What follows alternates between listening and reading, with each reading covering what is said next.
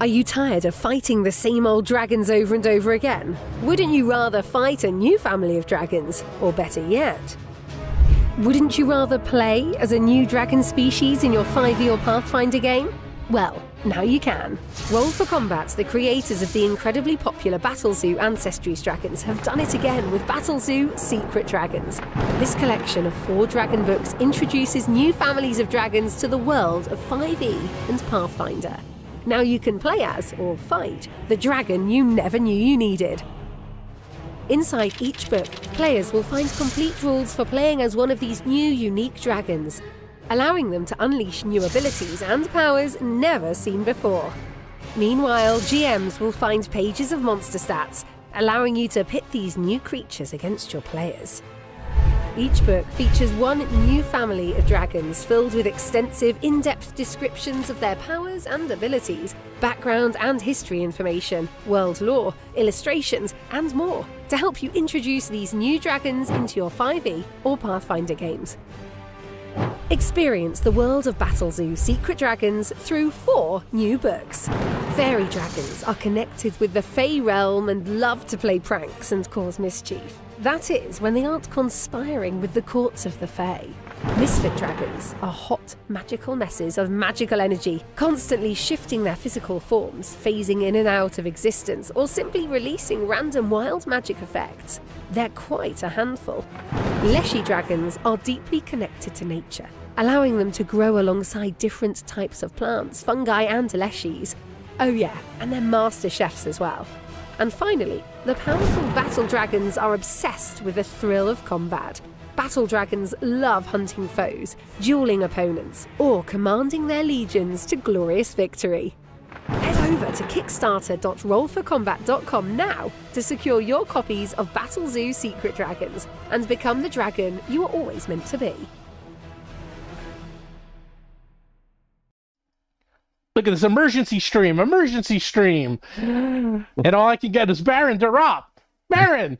Oh, I'm at the dregs at the bottom of the barrel. Your dregs at the bottom of the barrel. Actually, you're the first person I called. But you're so busy. I'll let you do your plug. Why are you so busy, Baron? I am extremely busy. Today is the last day of ticket sales for Green Dragon Fest. So if you want to play with a bunch of influencers and game designers, go within the seriously, no joke, I'm cutting off ticket sales today at 5 p.m.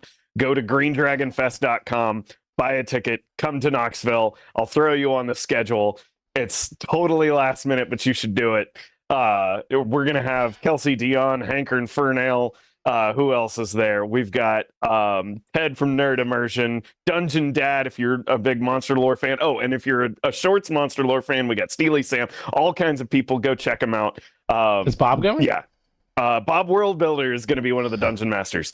So yeah, check out greendragonfest.com. You have 6 hours to purchase a ticket. Yikes. Yeah. And I might go. Okay. I think I will. Well, next week is Dave Con, which I really wanted to go to, but I don't think I can. I will be at Dave Con. Oh, I know you're going with. I know you're going to Dave Con with a Professor Dungeon Master. Yep. I'll be giving a talk on geopolitical world building. I have to go away this weekend, and then I'm busy next. And I was away last weekend, so let's put it this way: it's a lot of travel, so it might be a little hard for me to go away 4 times in 2 weeks. Yeah, it's not even 4 weekends; it's 4 times in 2 weeks. Oh, jeez. Yeah, okay. Yeah, I'm going to 4. Yeah. So it's it's a little hard. So I probably won't go. But that's why. Well, that loss is your gain because I can then probably go to your game, your con. So instead. Okay. So because I'll have time. So we only have an hour or so because I got to catch a flight and you're busy. But I want to talk about the Cynthia Williams because people probably know now that Cynthia Williams' last day is next Friday. And since this news broke on Wednesday, I've spoken to people. Mm-hmm. I'll leave it at that. that maybe work at WoTC or work with WoTC. So I've spoken to some of my friends and to find out a little bit more of what was going on. And also, I've been seeing a lot of people doing retrospects of what she did and what she didn't do. And I want to set the record straight. and I thought you would be the best person to bring on because I've been in the corporate world for 31 years. I mostly work, my day job is building Fortune 500 websites and technology solutions. Some of my clients have been, oh my God, well, like, trying to think of my biggest clients are like Sports Illustrated when they existed, with Time Life, which don't really exist anymore, but they were one of my biggest clients. Girl Scouts of the USA. I did the Harry Potter stuff for Scholastic. Scholastic is one of my biggest clients. I work with Nickelodeon a huge amount and MTV Studios. You name a pharmaceuticals website, I pretty much do every single pharmaceutical website you can ever imagine. Current biggest clients are like Gilead and Regeneron and a few others. I mean, everyone. I can't think of a single client in pharma that I haven't worked with. So I work with Fortune 500 companies. And more importantly, one of the most interesting things is when I was starting this, mostly in the 90s and early 2000s, I was building websites for the company and their corporations. And the people I would work with were the presidents. I would actually work with the presidents and the board of directors because this was their first foray into the web. Like, I did Citibank's website, and I used to work with the president and the board of Citibank all the time. And at that time, I was like 28. So imagine this 28-year-old punk going in and working. Actually, they really liked me a lot. And that's also when they rebranded and they did their new logo with the umbrella and everything. So I worked with them closely. So I work with these levels of people in the C-suite all the time. Like, this is my bread and butter, is working with these levels. And these aren't small companies. These are all publicly traded companies that I work with. So my background is I know what it's like in these corporations and working with these corporations, which not to put down some of the other people we have been seeing and some of the other YouTubers, but I don't know how many of them work in corporate America.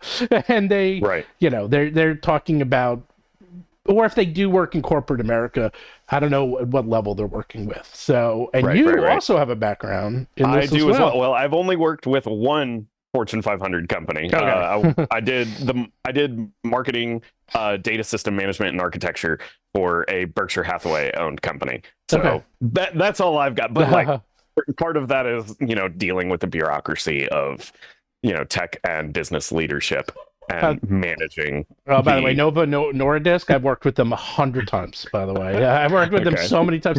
They have like a pen, an ejector pen that they use, and I built a website for like how to use the pen and inject it and like self application stuff like that. So yes, I've worked with them.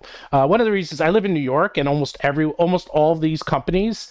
Pharma companies have large divisions in New Jersey and parts of Pennsylvania. So back when we used to actually have live meetings, I used to be in Pennsylvania weekly meeting with these companies. Wall Street Journal, I work with them a lot. They have a huge corporation both in Manhattan and in New Jersey. I've even worked with Fox News, believe it or not, and that is very fascinating because that's fun. Oh, wait till I I got stories. Let's just put it this way: everyone who works there knows that it's all an act. But, it's all a dog and pony show. Oh yeah. It's actually it's fascinating. I'll tell you some stories. I worked with them.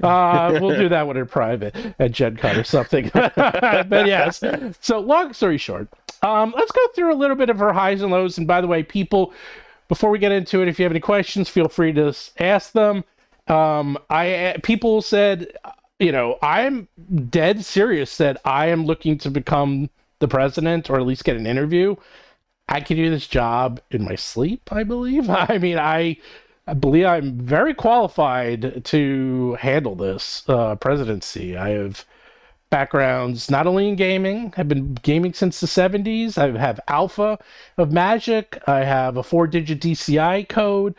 I have been in technology since 86. I've been on the internet since 86. I understand the whole back end. I actually know a lot of the people working, and that's some of the people I was talking to, not to get them in trouble, but I do know some of the people working on the back end that have been working directly with the DD Beyond people.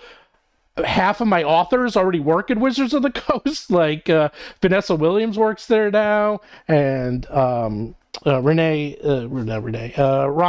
works there now, and Patrick Rennie works there now, and Jason Tondro and Amanda Hammond. These are all friends of mine, all people I used to do podcasts and playing with. So anyhow, yeah, I understand the culture and I know what it's like to work with this. So I'm dead serious, like trying to like at least get an interview for the presidentship, because I think I could actually do a pretty good job with it. And I would definitely bring back the people and bring back the culture and the gamers.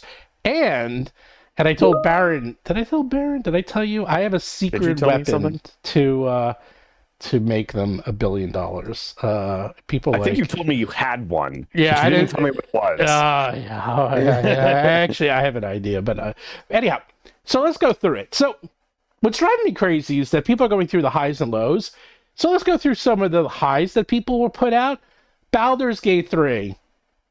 No. What did she have to do with that? Exactly. That was started 7 years ago. She wasn't present for the contract negotiations, which started 8 years ago. Yes, exactly. By the way, she's only was president for 2 years, less than 2 years. So let's keep that in mind. In less than 2 years, she was involved directly with WoTC. So does she have any credit or anything to do whatsoever? And I'll say, let's go through it. Like, does she have like what percentage of credit of each item? And we'll go through the goods and the bad. But like that's the biggest one, because that's like Baldur's Gate 3.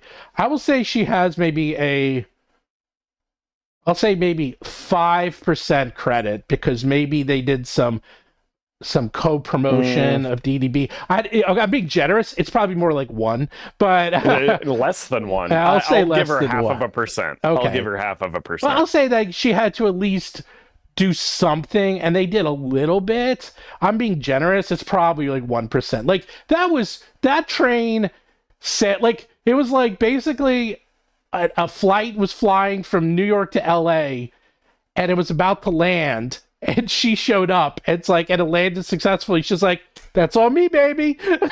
Yep. Like, she had nothing to do with that. It wasn't even her company. So no, she gets no credit for Baldur's Gate 3. Let's do the next one. Monopoly Go, which has been making over $2 billion. It's probably about to make $3 billion in less than 9 months. It's most successful release, maybe. It's one of the top 5 mobile game releases in history of the world. Does she get any credit for this? Absolutely. No, because it was started 7 years ago. well, not only that. Like, what does Monopoly have to do with the Wizards of the Coast brand? She was that's also all straight Hasbro. That's where it's because she was also in charge of gaming, mobile. I think she was in charge of. She had a double role. So it's a little unclear if she had anything to do with that. But the point is that it's well documented that they've been working on this for 7 years. So no, she does not get any credit for that whatsoever. So that's no. The D&D movie. Now here's where the worlds get crazy. You know, I know everyone, right? Yep. Okay. Well, so you're a wealth of information about video game and nerd lore. Well, it gets even bigger. So my brother, who if you're watching The Sympathizer on HBO, which just came out, that's my brother's show. You can see him in the credits. So he just did that. My brother is very good friends with the executive producer of the D&D movie. He actually knows him very well. And Danny, it's my brother, who I'm actually seeing tomorrow. That's what I'm flying to go see. He told me a whole bunch of behind the scenes, and the guys who did the D&D movie, they were working on this thing for years and years and years. They're huge geeks. They love D&D. They love the D&D culture. They put their heart and soul into that movie. And oh, by the way, that was years and years and years ago. She had nothing to do with that movie. So good or bad, there's nothing to do with her. That movie was well done by the time she came, or was pretty much done in post by the time she came around. And even the advertising, which supposedly when I spoke to my brother said in Hollywood that they said it was one of the worst advertising campaigns ever, and I actually didn't think it was that bad, but he explained to me why. He said because the advertising campaign was geared towards people like us that are gamers. Yes, 100%. And so to me and him, and once Danny explained to me, I was like, oh, you're kind of right. It's like yeah, it made sense to us, and we were very critical of it. But it wasn't. It was a terrible campaign for people who had no idea what D&D was and why they should go see it. Like anybody, like Stranger Things did a better job marketing. Oh God, yeah, yeah. The movie than the movie marketing campaign did. 100%. Yeah, and yeah. So anyhow, the big issue is that I spoke to my brother, and I'm actually trying to get him on. Maybe now that the things have died down, I'll try to get him on the show to talk about geekdom and D&D.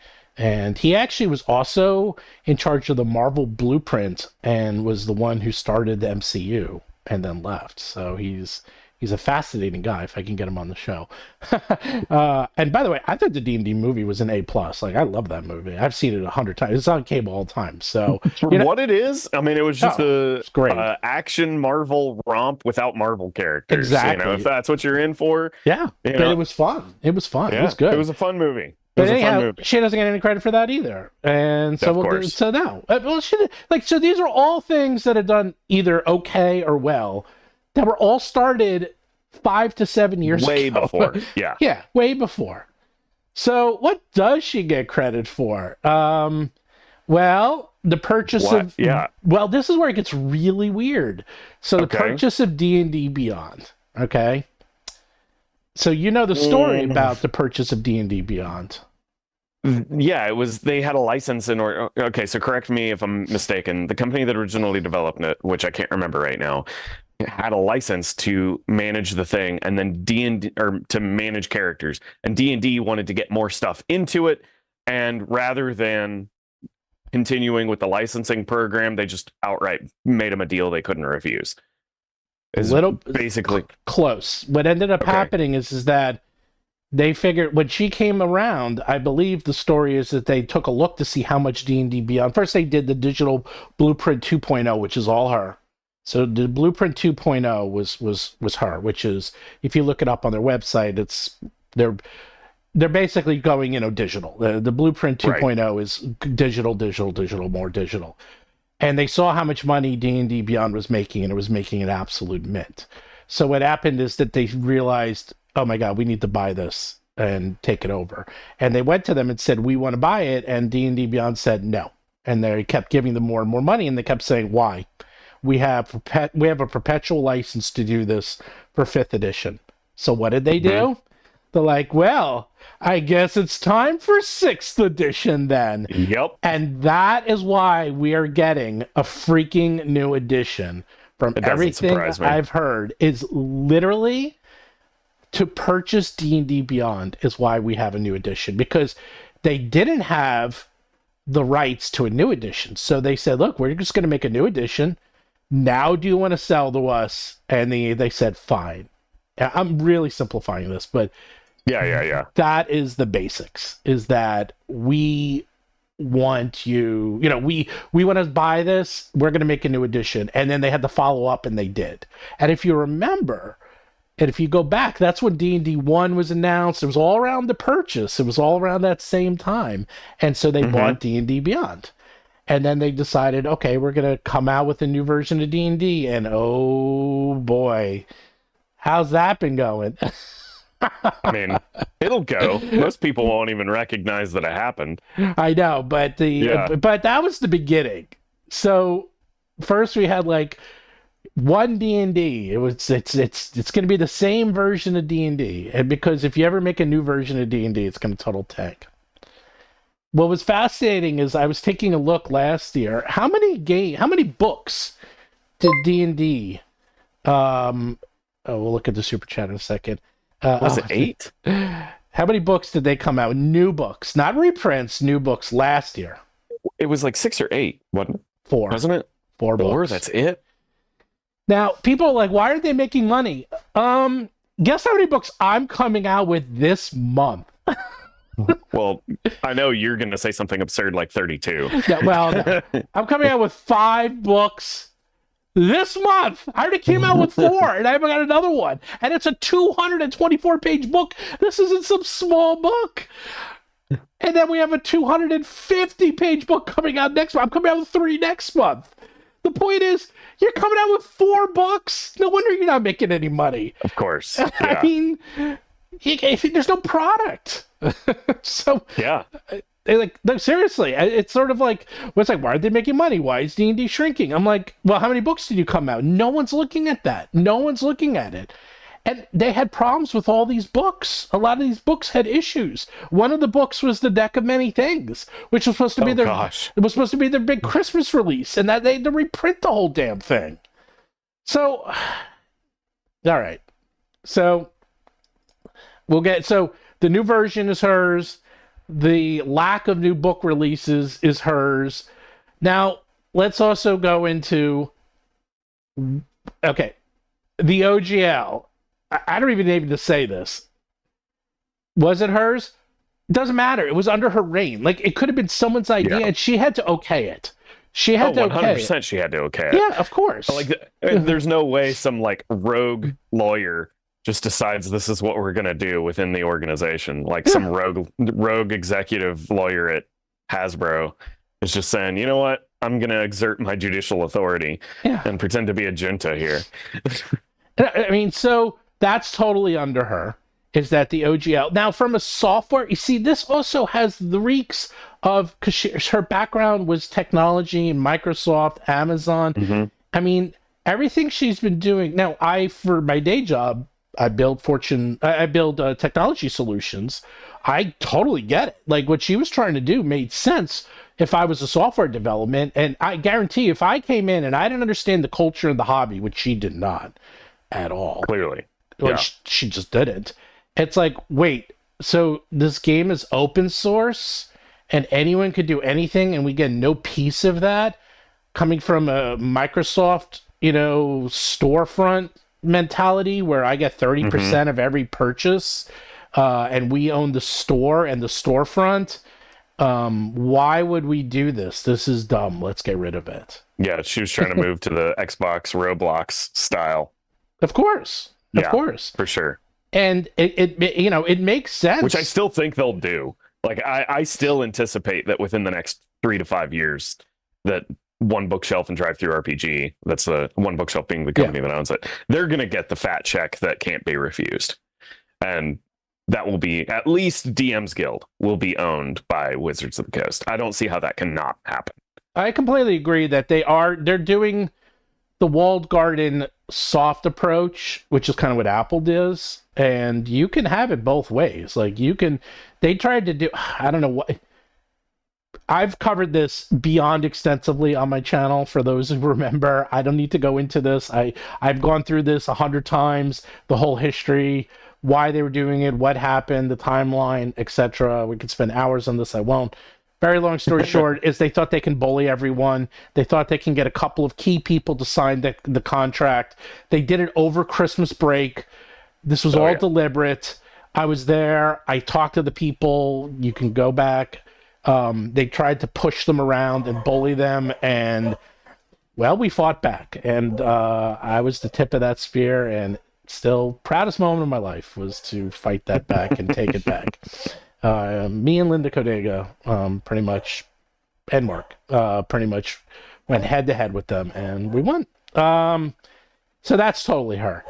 The Pinkertons being sent to someone who got cards. I don't want to blame her for Pinkertons. I actually don't blame her for Pinkertons. I don't want to blame her for that. This is actually, I don't blame her, and I'll tell you why. It's because I heard through rumblings that some of the security people or people at WoTC actually had backgrounds with the Pinkertons already and had connections. So this could have been. When you say security people, do you mean like physical security there at where are they, Reading?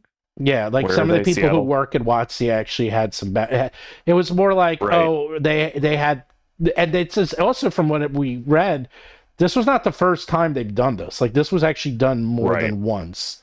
I mean, that doesn't surprise me. Like, they're just going to do what they can to protect, even if it's not an illegal exploitation or accident of their IP, they're just going to do what they can to protect their IP, period. Even if it's not a legal protection, they're just going to, socially protect it. Yeah. Yeah. And I'll give you a little story. You ready for story time? Okay. Story time. My brother, he's in the academy. My brother's getting a lot of call outs. Hey, Danny, getting a lot of call outs. He doesn't watch, but So my brother's in the academy and he gets screeners. They don't do this anymore, but this is like 10, 15 years ago. So they mail out the screeners, which are the DVDs of movies, so you could vote in the Academy Awards. Right. And the security on these are insane. And my brother, they wouldn't just mail them. They usually have them delivered by hand. With a courier. Express courier. Yeah, express courier. Because this is like, when I mean he gets every movie, hold on, I think I have them. Hold on. Keep talking, Barrett. when you get an express courier package, I don't know where he's going with this story. But yeah, typically it's extremely expensive. Armed guards are sometimes involved, which is fun. What else do you want me to say about them, Steve? I couldn't find it. I have a stack of the I can't find it right now, but I do have a stack of screeners in my cabinet that my brother gave me from like 10 years ago. So he gets every movie. I mean, he gets every single movie. So my brother was getting the James Bond movie. Which James Bond movie? It was hold on. So Tomorrow Never Dies. It was one of those. It wasn't bad. It's a DVD. It was a DVD. It was like from 10 years ago. It was one of the better ones. So anyhow, he was supposed to get it, and they called him up asking if they got it, and he said no. And they're like, "What?" It's like, "You didn't get the movie?" He's like, "No, I didn't get the movie." Within like 12 hours, this private security firm found the person who signed for his movie and got it back. And let's just say, I don't think they were very nice about it. They were using Pinkerton tactics. That's all I'm going to say. So, like, that's why the Pinkertons doesn't really surprise me. Skyfall, that was it, sorry. So my brother's supposed to get Skyfall. And yeah, that was a good one. Yeah, and he didn't get it. And they called him up. And they got it. They got it back. And that's all I'm going to say. Right. It's like, and they weren't knocking on the door to get that thing back. Like, they got it back and gave it to my brother, like, as you said, like with armed guards. Like, they ain't fooling around. Right. So now it's all done digitally. They don't do that anymore. Exactly. Someone said security companies are not known for the hospitality. Exactly. So that one is unfortunate. And it's also one of those things, like, this is not unusual in corporate America. Like, yeah, exactly. Especially like, you know, we appreciate like the statute of law as mostly being in line with ethics and morality, but that's just not the case when you work at a physical security company.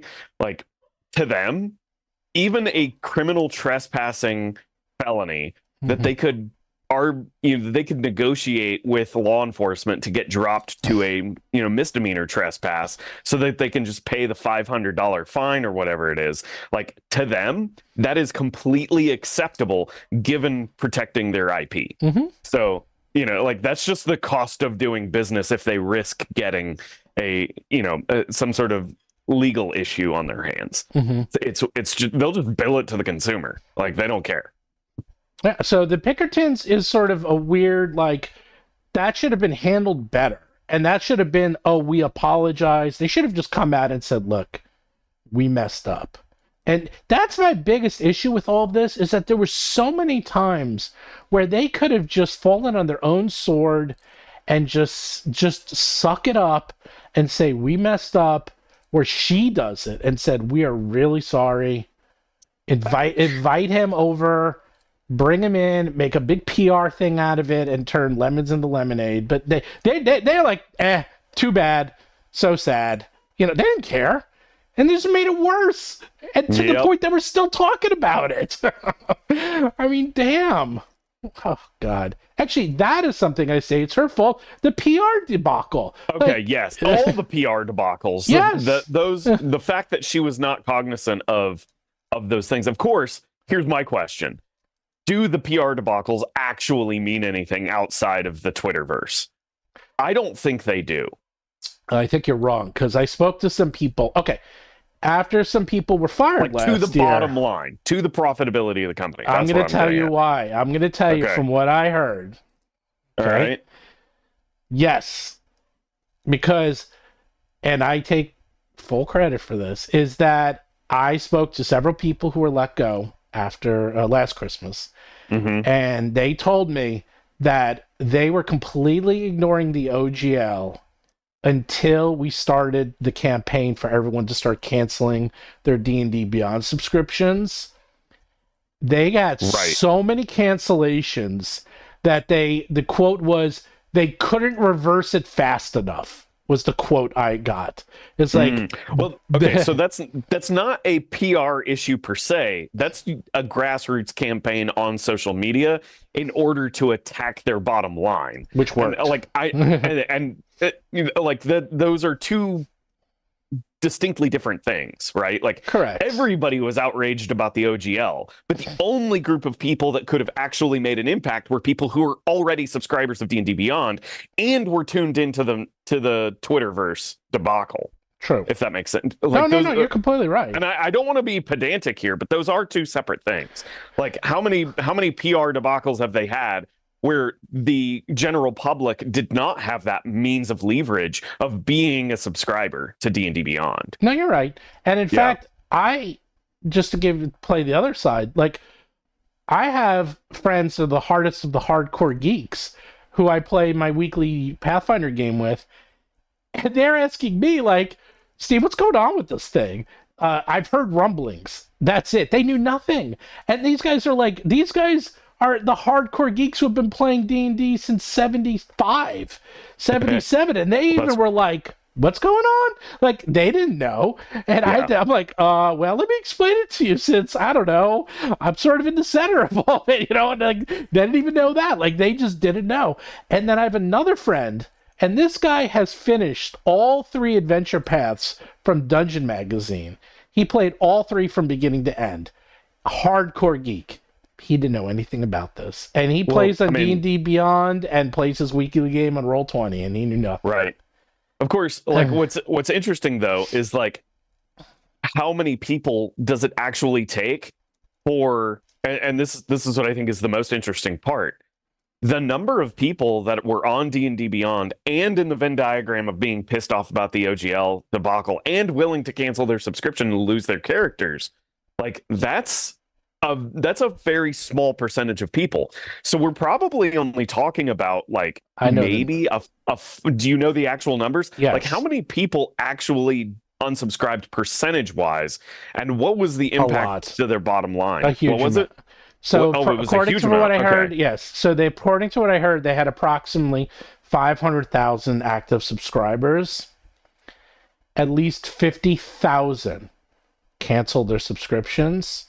Say that number again. It was 450,000? 500,000 active subscribers. 500,000 active subscribers, and at least 50,000 canceled. 10%. So 10% of their people canceled in less than a week, effectively. Which is gargantuan. And that was until either they put up a sign saying that there was maintenance going on the website, or Fastly Web Services couldn't handle the load, which either is possible. Yes. So on top of that, let's just keep going. They lost, not only that, they lost the whales, because they lost subscribers. And I know, because these are some of my friends, they were subscribers since day one. They had all, like, the passes and the plaques that were saying, like, they're like, we're never going back. So they got these people who are never going back. And so I went through this again on my stream. When I worked at Blizzard in World of Warcraft, they have, like, a churn number, which is like, okay, how much it costs to actually get a new subscriber? Because what they do is they see how many subscribers are we getting a month? How many are we losing a month? How much are we spending? Yeah. And then they can figure out how much it takes to get a new subscriber. Say a new subscriber, I'm just using simple math, pays $10 a month. It's costing them $50 per new subscriber. That means for every new subscriber, they need those new subscribers to subscribe a minimum of 5 months before they break even. So they have, and those numbers, here's the problem. Here's what's going to kill them. This number is very steady. So they were looking at this number and it was like going to go like this, like, go straight. It's like a line. It doesn't really change. It's just a linear, linear progression. Right. It's completely linear. So you have all these people, 10% of their people leaving. Suddenly that number went like this to whoop, all the way down. And now they're like, crap, it's going to take us years just to get back to where we were. Right. And all that projected revenue that we had for the next 5 years is now gone. And it destroys their numbers. And everyone was saying, and they last year were saying, oh, this isn't affecting us. Well, guess what? The new quarter is coming. It's going to show. It's going to show a 10% drop. Well, it's like, I bet you that quarter, that quarter on Wednesday is going to be brutal. And I saw rumblings of it last quarter. I went through the numbers. And the only thing holding them up is Magic and Baldur's Gate 3 and Monopoly Go.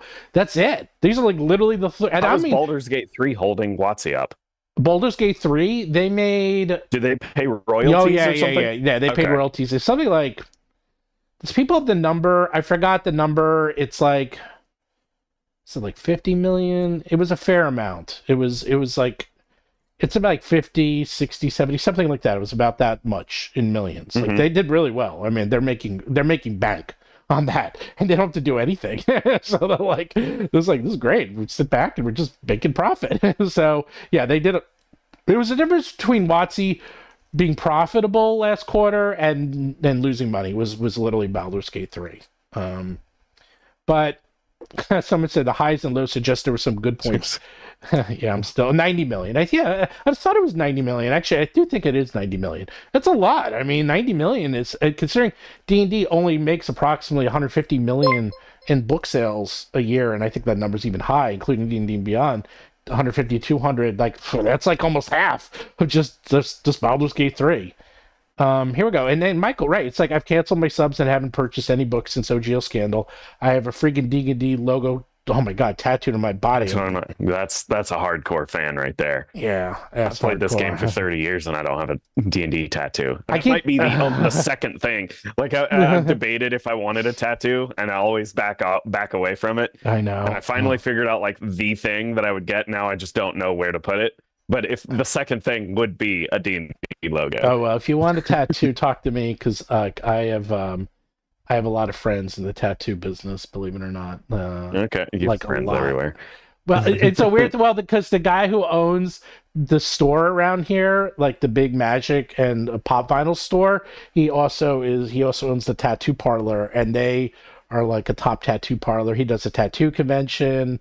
I told you, I have the weirdest background in history. It's like D&D and tattoos. I'm like, yeah, I know a lot of tattoo artists. Don't ask me. I actually had like 7 different tattoo artists email me saying they wanted to set up shop at Green Dragon Fest and just do tattoos for people. Yeah, it's not a bad idea, to be honest.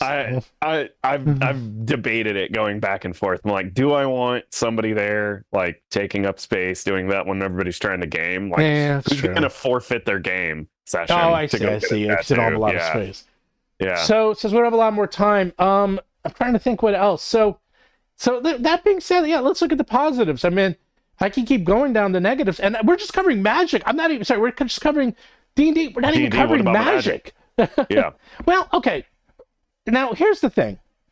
Magic has a 2-year cycle.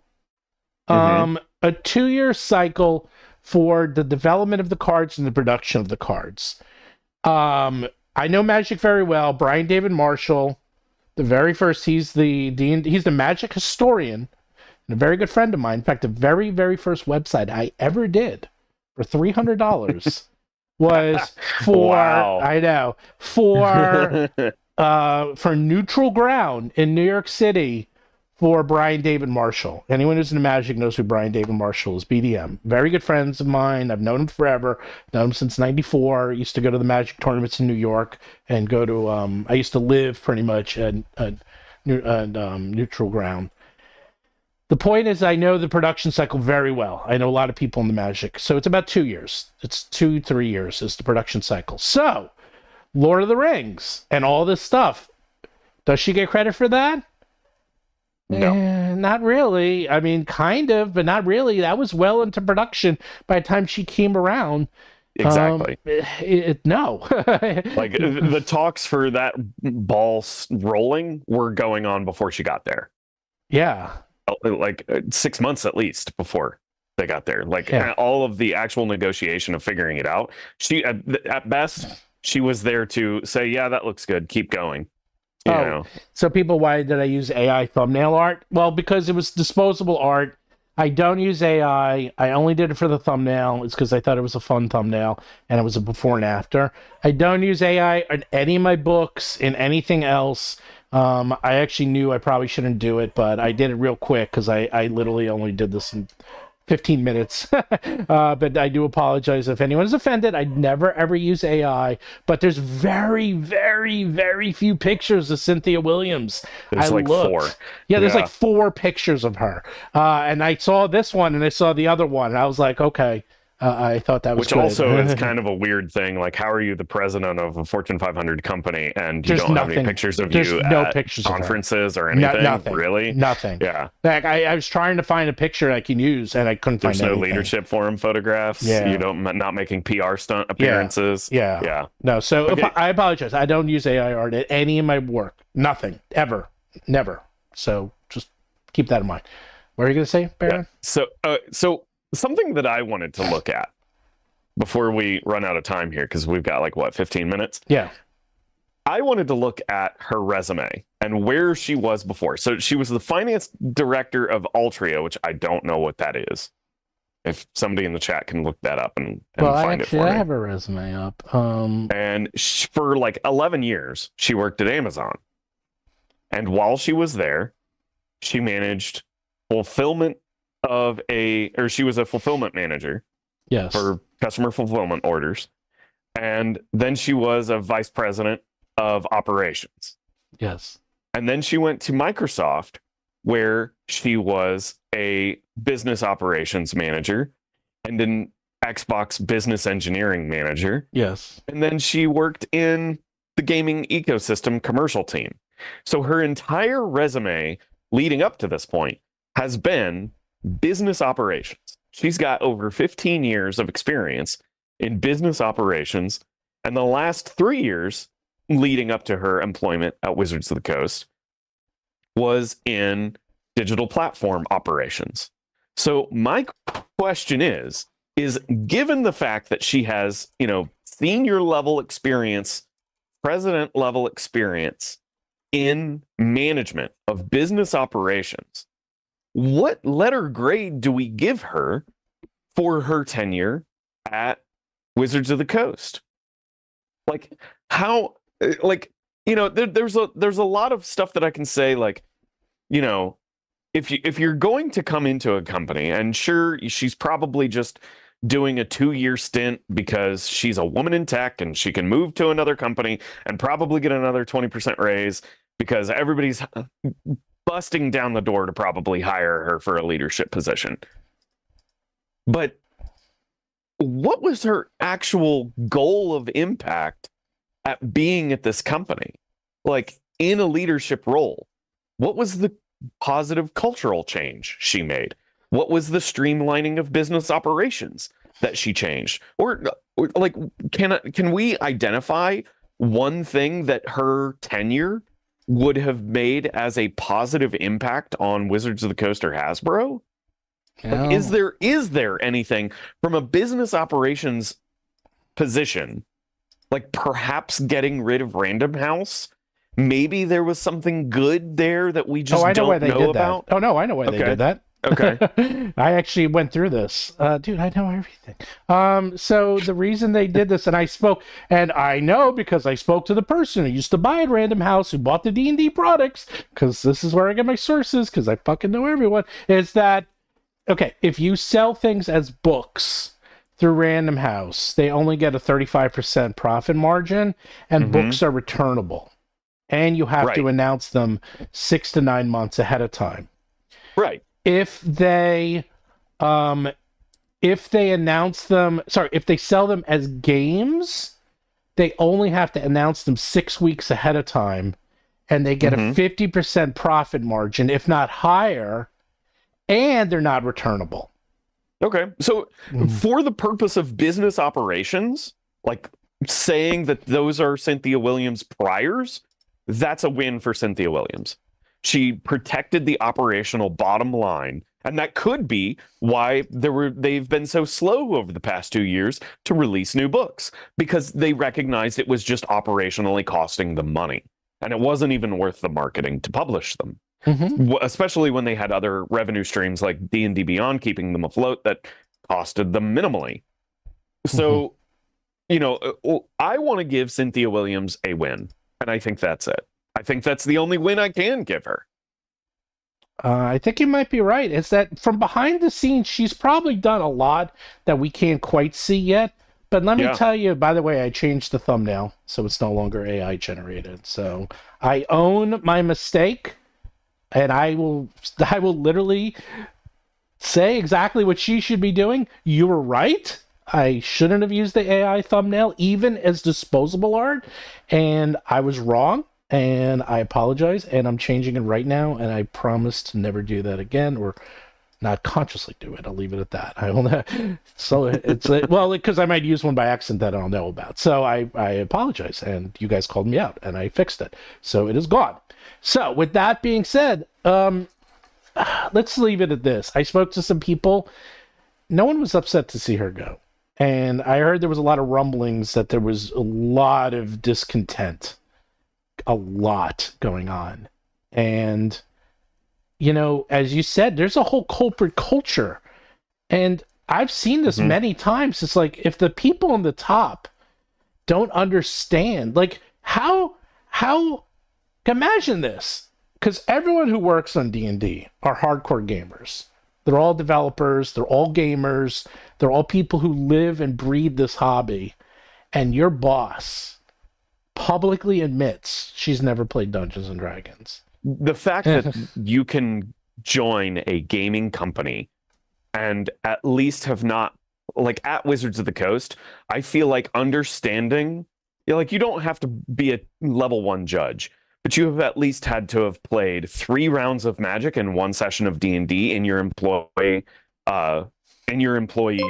like, what is it, onboarding? What do they call it now? It's onboarding. Yeah, onboarding. Like if you don't, why is that not part of the D&D culture, like the corporate culture, that you must have played a session of D&D?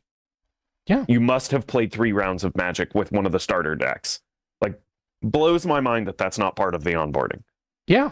And Bob, who was at that, remember he was at, and we could ask Bob, he was at the live conference, the summit, and he said, remember, and we'll find out from him directly, that the suits were there, and this is like with Bob and all these, like, you know, expert players saying, hey, you want to play a game? They're like, no thanks. I'm like, really? You're turning down a 1 to 2 hour game with literally people who live and breathe this? not just live and breathe it, but some of the most influential people about your brand that you don't pay for. Exactly. Bob World Builder is in the top 25 D&D content creators on the internet. I know. Exactly. It's like, dude, what are you doing? Say yes. Does it kill you to sit down for 1 hour to play a game just so you better understand it? Like, so for example, we had a sales conference with Diamond Distributors. Diamond Distribution is one of my distributors, and they publish my books at like Barnes and Noble and stuff. And we had a conference with them, and we sat down. It was me, Paizo, and Goodman Games. And after our sales conference, we went to the hotel, and we ran games for all the sales reps so they freaking know what they're selling. And they were having a ball. There was pizza there. There was beer. Paizo ran a game. Mark Seifter ran his game. He ran a game for people, 1 hour game. Great. Joseph Goodman was there for Goodman Games. He didn't run it. One of his DMs did. I'm like, dude, you're running with the best people there are, and you get to see what the product is. And some of these people play games. Many of them don't, but they freaking sell our books, so they better know what they're talking about. Yeah. So, yeah, that is what they needed to do. And I'm like, this is the bare minimum. I'm talking about the bare minimum. It's like, you better freaking know what you're selling. You better understand it and understand the culture. And if you don't, this is what happens. So, Yep. I mean, it's like, maybe she thought, you know what? And I've seen this. I've seen this many, many, many, many times. Is that they look at the numbers. They're like, how many are we selling to? And maybe it's like 15 million.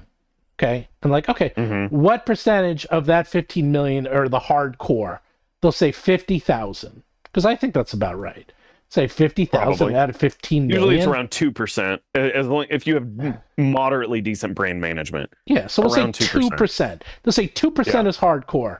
So I'm like, all right, well, they're only 2%. What do we care about them? We're going after the 98%, so screw them. But your 2% is also your loudest, and they will rabble rouse. Exactly. And get everyone to cancel their D&D Beyond membership. They learned that the hard way. It's like, dude, because the 2% have power, and they're the ones that people listen to. And when I worked with Blizzard, they had 12 million subscribers and at the peak, and they had bulletin boards. And they're like 0.0001% of those people in those bulletin boards are the people who actually post. And they make the most noise and cause the most trouble. And they had to make sure they had people basically like their reps, like their hand, like if you're like one of the top content creators for the D&D for the World of Warcraft forums, they would make sure you were always taken care of, so that you didn't cause trouble and that you were always supportive. And more importantly, you had someone to ask questions to, so you didn't start rumors and innuendo.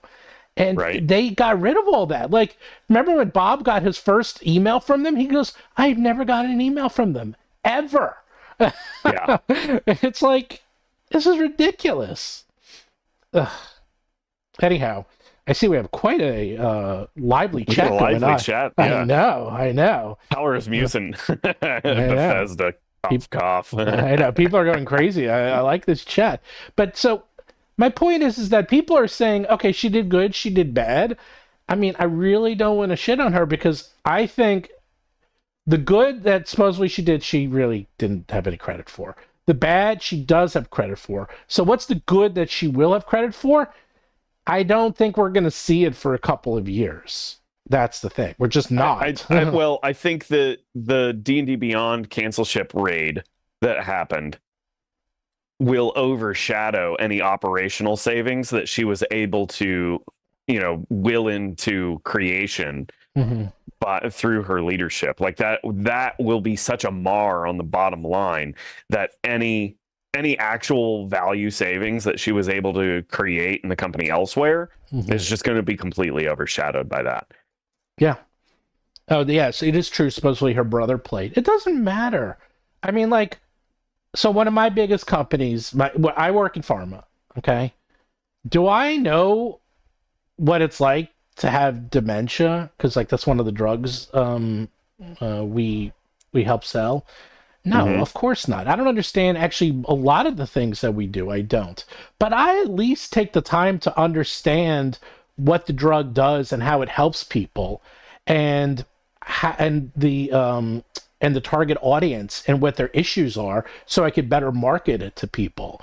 And that's, A, to do a better job, and B, so I understand what it's like if we're talking to the doctors or patients, so I can sympathize with them. So I'm not just like, I'm like, you're right. I don't know what I know what the drugs do, but I don't know what it's like to be the people who are taking them, and I never will. A lot of times. As we all know, Stephen, Alzheimer's and dementia patients and the family victims are under-monetized. So that's going to get clipped. That's on you. I know. but it's you got to understand your brain. You just do. I mean, I work with Girl Scouts of the USA. So what was the first thing I did when I worked with Girl Scouts of the USA? I had them send over 100 freaking cookies. I really did. Our office was filled with cookies. It was great. Oh my gosh. The cookies it's a separate division. It actually has nothing to do with the Girl Scouts. It's completely separate. Oh really? Yeah, okay. Yeah. I learned that too. That doesn't surprise me. I would set those up as at least an umbrella corporation arrangement. Okay, I'll tell you true. Yeah. This is dead true. I got to do the Harry Potter book 3 website. And at that point, it just started to come out. And they're like, what's Harry Potter? Like, oh, it's really popular. You should check it out. It's like really popular. I was like, okay. And this is way before. It was still only in like London, and Scholastic had the rights to publish it. And they wanted me to do the book 3 website. So I bought book 1 on Amazon, and it was and Barnes and Noble, and it was amazing. And then I bought book 2, and I'm like, oh my God, this book is so good. And then I had to buy book 3 because it just came out in the UK. I had to buy it from Amazon UK and have it shipped so I can read it before I did the website, so I understood what the website was like. Because I didn't get the book, I couldn't even get it from Scholastic. Right. I think that's like the bare minimum, man. It's like you're doing a big website based on Harry Potter. Maybe you should freaking read the book and understand what the hell you're doing, so you're not just like putting random crap on the site. And you know what? I mean, it didn't hurt that they were really good books, but it's like, I mean, damn, man. I mean, yeah. I did websites for okay, we did Little Bill. I don't know if people remember, that was a Bill Cosby show. But anyhow, for Nickelodeon. And I also did I did all the animations for Nickelodeon for Blue's Clues. So here I am, a guy in his 20s, and I'm watching Blue's Clues. I'm like, I got to. I mean, and it was 75 episodes I had to watch. I mean, it's like, I actually kind of got into it after a while. I kind of liked it because I understand what Mr. Salt and Mr. Pepper and their kid Paprika did. See, I still remember this damn stuff 25 years later. I had to understand it because I had to animate it. The point being, whether they hire me or they hire someone else, make sure whoever they hire freaking understands the culture, please. Okay? They understand the culture. They understand gaming. They understand D&D. They played D&D. They played Magic. They go to conventions for fun, not because they have to. So let's wrap up with a question, because I've only got about 3 minutes left. Yeah, me too. Okay, let's wrap up with a predictive question. Assuming that you, Steven, are not going to be hired as president of Wizards of the Coast. Not impossible. It's not. I'm not going to say it's not impossible, but let's just assume that you're not. What will the prior job position of the person that they hire be? I'm putting my money on it's going to be a marketing executive from a video game company, AAA video game studio. That's going to be my bet. Okay, so here's the other thing. Chris Cox, who I think I might have met back when I was gaming Steve, and I used to visit Microsoft and see Major Nelson all the time. He was there the same time I was there, so Chris might have even met in the past life. Chris came from Microsoft in the Xbox division, so I don't think Cynthia Williams was a random hire. Okay? Okay, that's the first thing. You think they knew each other? Yeah. Okay. Either directly or indirectly. Right. I think it will either be from within, which is probably possible. It might be their, I don't know if he would want the job, but it might be their, let's see, Steve Zoltnik is their CIO. It could be him, perhaps, that they hire internally. Otherwise, I kind of agree with you. It would probably be somebody. Well, right now, so many people from gaming were fired that there's no shortage of gaming talent. That's why I'm saying they're going to go for video game, especially from like marketing or like say a sales division executive, something like that. Because those guys there's so many of them out there. It's going to be easy pickings. Yeah, and it'll be the right move for the brand. Yeah. No, it's not a bad move, but they need someone who can really, they need a Steve Jobs. They need someone who can really rally the troops, who can go to conventions, has a small cult of personality, who doesn't need to be super, but like enough that they can go and like talk to people. And if someone's asking them questions about their, level 17 wizard, that they can answer it, and and talk about, not only that, talk about their experience of like, oh, when I played D&D 2nd edition, this is what happened. When I did, like, you can't just be like, just corporate speak all the time. And the thing is that, yeah, we represent like 2% of this market, but we have a lot of influence. There's a reason they're called influencers. You know, if I'm someone new and I want to learn how to play D&D, I'm going to go to YouTube. That's the first place I'm going to go. The first place. Absolutely. And if you don't have people like you and me and Bob and Ginny D and all those others supporting the brand, talking about the brand, giving builds, showing people how to play, then it's going to start, you're going to start losing people at the top. Okay? You need to take care of the people at the bottom so you don't lose people at the top. And that is like, it sounds counterproductive. It sounds like a waste of time and effort in putting so much money into such a small group where you could be using that money over millions of people. But you know what? It will pay off in the end. It's been shown 100 times. And there's a reason why companies like Microsoft back in the day used to fly me out all the time when I was gaming Steve and give me private Gaming Steve. God, it was so much fun. I still kind of do it. They would give us like private showings of their games. They would introduce us to celebrities. They'd bring us out to medieval times and fighter pilot school and all this crazy stuff they used to do. Because then we would go out and talk about the damn games. And then that led to sales. You know? It's like, yeah, you got to take care of those people. And it's funny, I think back in the day before social media, that used to be all the rage. And before it became illegal in pharma, they used to send people out. Remember those trips in Hawaii and those trips in Bermuda?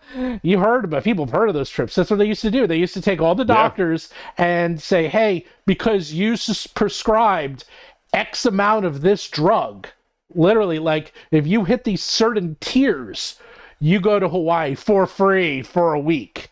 That's illegal now. Oh my gosh. Yeah, that's illegal now, by the way. And it should be. Yeah, by the way, they used to have reps when I was doing repping in the 90s. I actually would have doctors ask us for like big screen TVs and cars.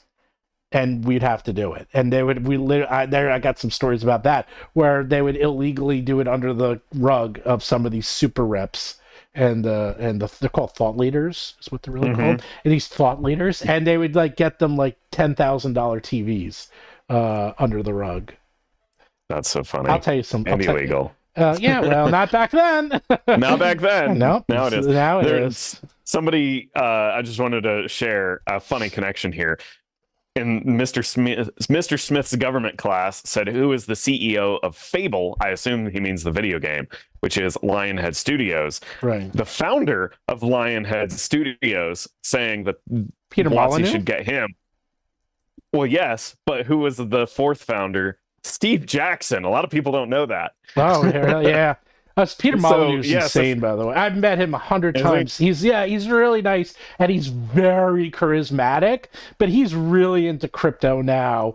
And yeah, he's like, he's kind of gone off the deep end on that. So yeah, he's kind of gone into the whole monetization. Yeah, take a look at what he does. He's okay. Yeah, I'm not terribly familiar with him. Oh, but, Peter Molyneux? Yeah. Oh yeah, Peter Molyneux. He's a legend. Fable. Toucans. I don't know. That's 22 cans. Yeah, that's the new one where it's all like crypto crap. Oh, wonderful. Yeah. All right. Yeah, oh no, he was like the Steve Jobs of video games, because when we used to go to GDC and you'd see him talk, him and Will Wright, and you'd be like, oh, and who else? There's like 5 or 6 like superstars of the gaming. They're all kind of blah. They're all kind of, yeah. The thing with Peter Molyneux is he would show up and he would promise the sky, the moon, the stars, and the universe.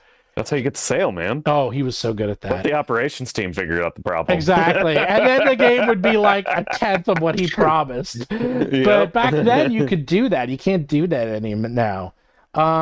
Chris Metzen, I know Chris Metzen. But yeah, actually I know all the Blizzard guys. They're all busy. All the Blizzard guys either have new projects or they're busy, man. I don't think they'd want that job, I'll be honest. They do really, really well. They're making a lot of money and doing well, and they're already entrenched. And they'd have to move. So all those guys are in Irvine. So I don't think any of them want to move to Redmond. So we're back, to Seattle. So that's the other issues. You'd have to move. I'll move, man.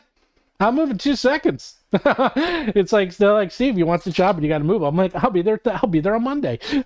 I'm like, I don't care. My kids are going to college.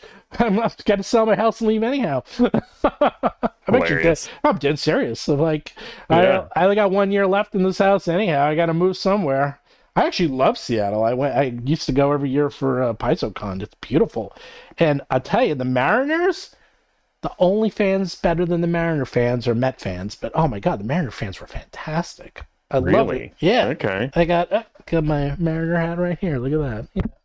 They were great fans. I loved going to that game. By the way, Mets, best team in baseball right now, 10-3. That's all I'm saying. I know you couldn't care less, but anyhow. Yeah, I'm not the baseball guy. I'll bring you to a baseball game. Do you ever come to New York? You never come to New York, do you? I think I've been to New York one time. Oh my God. You gotta come. You know how much fun it is up here? Professor DM's up here too. Bob's up here. Bob's up there. So is Ted from Dirt Immersion's up here. Oh really? Okay. Yeah, Ted lives. He is. He's going to be one of the Dungeon Masters at Green Dragon Fest. So buy your tickets. You have 5 hours remaining. 4 hours and 54 minutes 3 hours, remaining. 2 hours. What? How many tickets do you have? Or do you have? You have some left. I think I've got the website is out of sync, and I just haven't cared to fix it because why? But I think I've got 12 tickets left, something like that. So, but anyhow. As usual, I thought, how many tons of books would Steven have to move? Many. When I was in college, I was stupid because I didn't know this at the time, and I put all my books into one box, and and then I'm like, okay, and I break my back. I'm like, and I learned my lesson. Oh my gosh. Oh yeah, that was a mistake. So 2 things I do now. First, I get those boxes with the handles on the side from Staples, so you can put them in, and that's all I use. I use those boxes with lids, and my attic is filled with 100 of those boxes. And 2, I hire a moving company to pack it and move it. Yep. If you don't use Glicker boxes, those are the best boxes to put stuff in. They're small. The small form factor refuses to break your back. Yeah. No, I actually just use that's a secret I learned because I had an office and I had to move my office. We went from when I had when I had Supernova, we were on the 4th floor of a building. We moved to the 7th floor. And I had them come and do everything. We said, okay, everyone at your desk, put your little crap, your tchotchkes in a box and bring it up. And I couldn't believe this. They moved my entire office in 2 hours. I was they had 14 people with them, but I was they did that in 2 hours? I'm looking at this an entire floor, a New York City floor, a New York City block. And I'm how the hell did they move this in 2 hours? I was insane. And ever since then, I was I'm having them do my moving. This is crazy. So I have them come and pack up my house. It'll be fully full. And then by night, gone. I'm how do they do it? I'm they're so fast. They're insanely fast. So it's expensive, but it's worth it. Okay. I'm telling you, it is worth it. I've had them do everything for you. But so Dragon Quest, Dragon Con, Green Dragon Fest. Green Dragon Fest. Where did the name come from? It was actually Ben Milton at Questing Beast who helped me come up with the name. Is Ben going to be there? No, he will not. Oh, well, then I'm not going. Okay, fine. I'm kidding. I really want to go. Are you going to Gen Con? Yes, I will be at Gen Con. Oh, this is going to be a crazy one. Yeah, I know. This is gonna be the one. Oh, last year was crazy. Last year was nuts. Last year I drank too much. Last year you told me I was scary. You were. Well, I was not. Well, at Mothership you were crazy. Was that Mothership you were really drunk? Yes, you were pretty drunk at Mothership. Yep. And you DM the mothership. And I killed everyone, including Ben. I even killed Ben, even though Ben's like, I got away. And you're like, no, you didn't. I was like, the yellow goo got everyone. I'm not spoiling Epsilon 14, am I? No. Oh, I killed everyone. Well, because you're like, oh, there's someone who's dead, and he's covered in goo, and it's terrible. And I'm like, I climb in, and the look on your face was like, what? like you were just, you actually took a second. You're like, you're doing. Would break my brain. Definitely. Like, I had to be like, recompose. Don't telegraph too hard. Of course, I was drinking, so like, too late. You were like, you're what? It's like, you're not supposed to go in with the infected. And I was like, oh yeah, let's turn this one up to 11. Let's get going. We got places to be, people to see. Let's start the fun. And then it was just insanity. And then Professor Dungeon Master initiated self-destruct. I have played. let me put it like this: every game session I have played with the professor, if there is a big red button that says "boom" on it, he pushes it. It doesn't matter what game system it is. He's like, "Oh, that looks like it'll self-destruct." Press. That's what he does every single time. I was playing. We were playing Shadow Dark a couple weeks ago, and I was a fighter, and I was down to 1 hit point.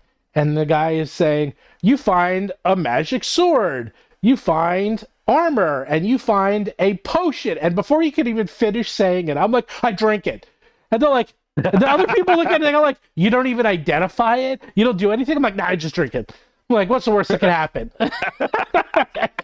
And they're like, everyone was horrified. Even the DM was like, okay. And then he like rolls, and then it made me fly. It wasn't a healing potion, but it was actually fun. Well, actually, flying was good because then I could attack at the top from range, and the people couldn't get me. So it actually worked out fine. But yeah, it's like big red button, I push it. A potion, I drink it. They're like, dude, identify. I'm like, nah, whatever. Chaos.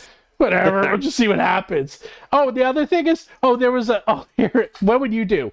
There's a statue of a huge armored woman holding a gigantic sword, and at her feet is a bowl filled with magic items. Mm-hmm. What do you do? What do I do, or what do I think you would do? What would both? What would one do? What I think you would do is take your tunic and make a bowl with it and just scoop it all into your tunic. That's exactly what I did. And what you're supposed to do, because it's like the oldest trope in gaming. It's like, you're supposed to like put something in there. Right. I'm like, they're like, actually, I was like, what do the items look like? He's like, there's a really nice sword, and there's a really nice, I'm like, magic? I take it. He's like, you take it? He's like, then the statue comes to life and stabs you for 6 points of damage. And I'm like, bring it, baby. And then the other players are like, oh. Speaking of which, I will be playing Shadow Dark with Kelsey Dion at Origins. So if you want to see me break Kelsey, watch it. And if I go to Dragon Fest, and if you get me, Kelsey's games are probably sold out. But if you get me into any of those games, her last slot just. So the game sessions are kind of pseudo randomly assigned. I take requests as seriously as I can, but Kelsey's tables, all 4 of them are now completely full. Oh, okay. Yeah. All right. Well, I can play at someone else's and break their game. So I'll go into anyone's game and break. I don't break it. I'm chaotic. I don't know what I would call myself. I'm chaotic fun. That's what I'm calling. Chaotic fun. There you go. Fun. Well, because I know what I'm doing. I'm not breaking the game. No one ever dies except me from these things. Well, that's not true. I did kill everyone, but that's because you made me kill everyone. Oh yeah, the Dungeon Master. I mean, it is a horror game. That's fair. Yeah, you made me kill everyone. You made me go after them all. I still love Ben. It was like all hell's breaking loose. Everyone's dying. Ben is like on his own. Like, I'm getting a ship, I'm getting the escape pod, I'm leaving. He's like, I'm in my spacesuit. I was like, I want nothing to do with this. He's like, and then he's heading off to Earth, and he's like, and then you see the goo, and the Ben's like, no, you're cheating. There's no way he got in here. The best part is that it literally says that in the module that if the problem with the goo is not resolved, it is also on the ship that you could escape with. Yeah. So bad. There you go. Well, self-destruct. Does self-destruct count as blowing up, as taking care of it? I don't know. No, oh, it doesn't. Really? It specifically says it does not count. Then tell Ben that, so he doesn't have any issues with me. His issues with you. He doesn't have any issues with you. I've now spoiled Ipsilon 14. Sorry, everyone. Well, there's a lot more to it. The whole joke is like all the stuff you were supposed to discover, which I could tell it was written like, oh, you do this and you do this and you do this and this. Like, we short-circuited all of that, and like we started the horror part. Like, horror part was supposed to immediately. Yeah, right. It was supposed to start at like the 7th step was horror, and we were like, step 1 horror, and then we'll see the backstory leading up to it. It was too late by then. By the time you figured out what was actually going on, it was so far too late. The only option was self-destruct. I know. Yeah. Oh, it was so far. Oh, right. Having a play. Oh, right. Avenue Studios. He played with me, and it was a clay game where you use Play-Doh to make a warrior, and I had Bob the warrior. And you have to go around. I killed every single person in that game except for like 2. And then I made it to the final 2, and then I died. And I had a character that could eat people. Clayorama. Yeah, it was Clay. I killed everyone. Everyone. And there were little kids there. In fact, Avenue Studios, I killed some of his kids. Not his kids' characters. Sorry about that. But yeah. Yeah, I am chaos. I am living chaos. So if you see me, you want to play a game. In fact, when we played Macbeth with Professor Dungeon Master, and he said he was terrified to play with me. But, oh my gosh, that's funny. Well, the thing is, I behaved myself. Completely behaved I played myself. Macbeth with him, and I really behaved. I completely behaved myself. Yeah. He was terrified I was going to break it. Well, he has a very, very strong grip on the players when he DMs. Like, it's very theatrical. It's extremely theatrical, and because it was so theatrical, I felt like, not that he was in charge, but I felt like, I didn't want to mess up the flow, and I didn't really want to mess up. Right, yeah. Like, I felt like it's impressive to me how, one would perceive the things that he does if they were written down as railroading, but it doesn't feel like railroading at all when he does it. It's completely railroading, which is funny because he's like, never railroad, never tell people what to do, never do this yet. I play his game, and it's like, okay, it's literally going from scene to scene to scene. I'm like, dude, this is like the most railroaded thing I've ever played in my life. Yep. But it was fun, and that was the other reason. I'm like, if it was this scripted, because it's Macbeth. And I was like, I'm not gonna mess it up. I don't want to mess it up because I don't want to mess it up for anyone else. That's the other thing. Like, but if you're in a horror game or you're playing Shadow Dark, all bets are off, man. Like, you're gonna die, man. Someone's gonna die. Or I'm in a game like Clayorama where it's literally you have to kill everyone. I'm like, well, then you're all dying, baby. I'm like, that's the point of the game. But no, I'm not disruptive. Like, if we're playing a cooperative game, although I did mess up a cooperative game. I've told you that. Did I tell you that story? A Bard song, and then we'll wrap it up. So we were at Gamma last year, and I was playing 2 years ago, and Bard song just came out, and we were playing with the developers of Bard song, and it's like, it's a dungeon crawler, and they're like, okay, you all have to get together and they're like, and you're all fighters, and you have to fight and kill the bad guys and get treasure and leave. And I'm like, so what's the goal? They're like, to leave. I'm like, so if I leave, I win. They're like, yes. I go, okay. I run towards the exit. They're like, what? I'm like, yeah, I'm running towards the exit. I'm grabbing treasure and running. They're like, but the monsters are back here and people. I'm like, yeah, but you said that's it, so I'm going. I'm like, I don't need to fight these monsters. I don't care. And they're all like, okay.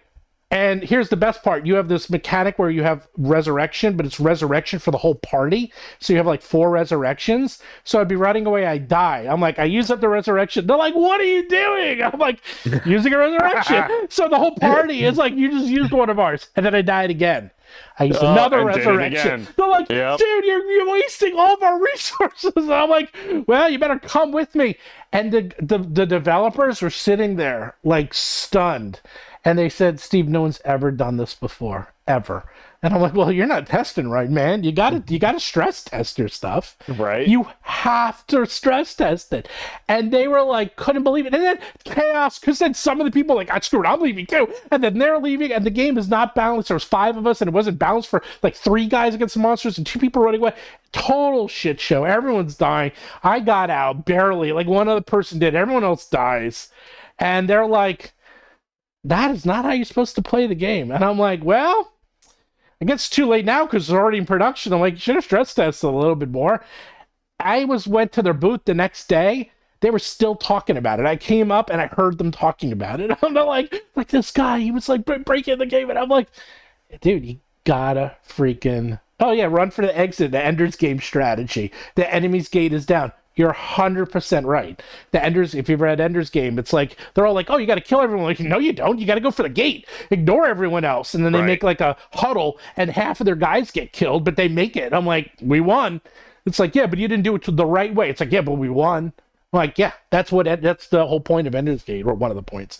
Yeah, they definitely didn't stress test it.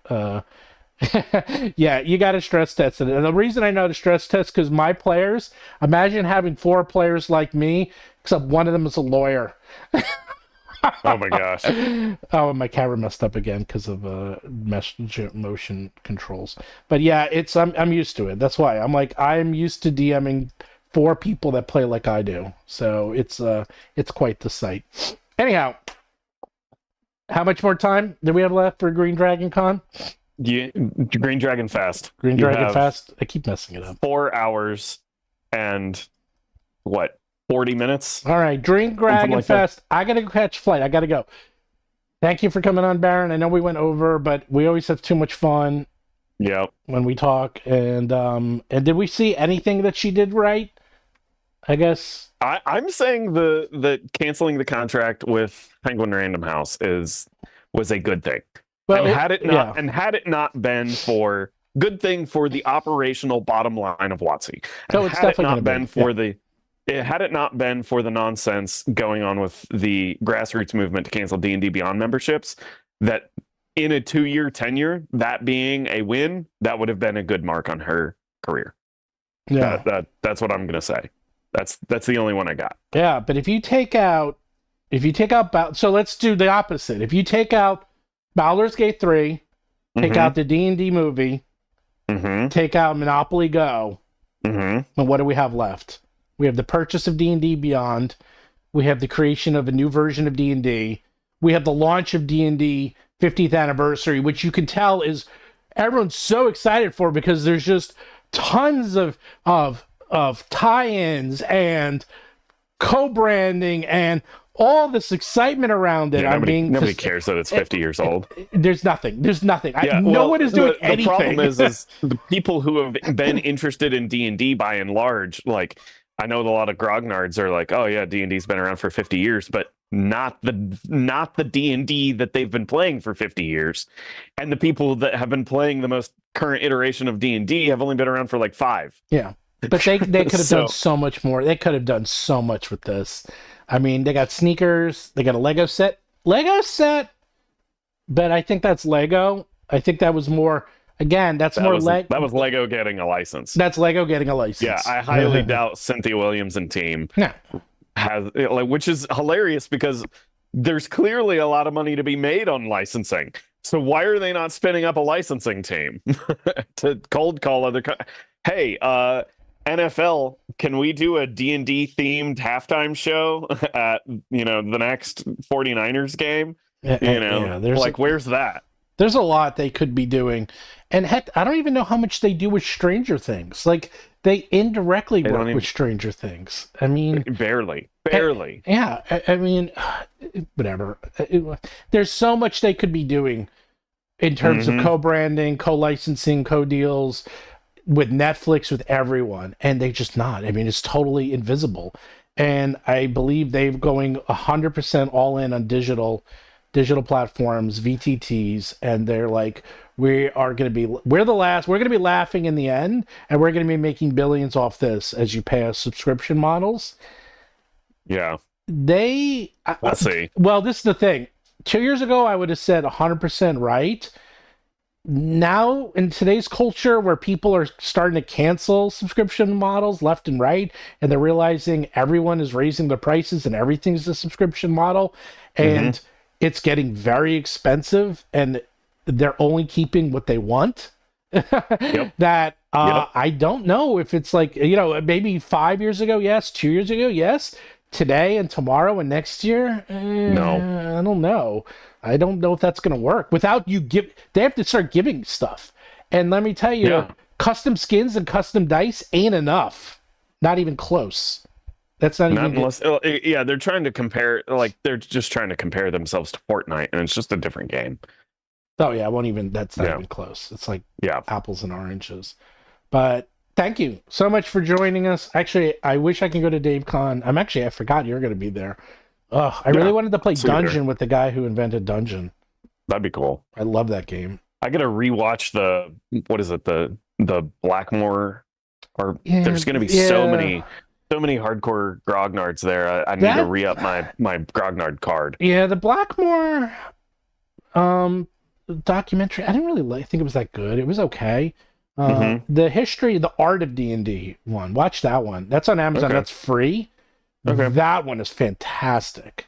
That one is like an A+. That one's it's like a B. I mean, it's fine. It's interesting, and so you'll know who people are. But it felt like a little too inside baseball. Like it was so inside that even like I put it this way, you and me could watch it and get something out of it. If you showed that to if I showed it to my wife or kids, to sit down and watch, if I tried to watch it with my wife, she would be asleep. She'd be sleeping in 5 minutes. She'd be so bored. To quote my wife from last night, I was talking to her about some of this D&D stuff, and she stopped me and said, "Steve, I have no idea what any of these words mean." That's great. Anyway, I'm like, yeah, welcome to my world. Anyhow, I've got a 12:30 with a printer. I've got to go. I got to go too. I got to go catch a flight. Thanks, everyone. Check out Battlezoo Secret Dragons. It's Kickstarter at rollforcombat.com. You can play a dragon. You can play one of 20 different types of dragons. You can play a dragon, a real dragon. That's right, not dragon kid, not dragon. Real dragon.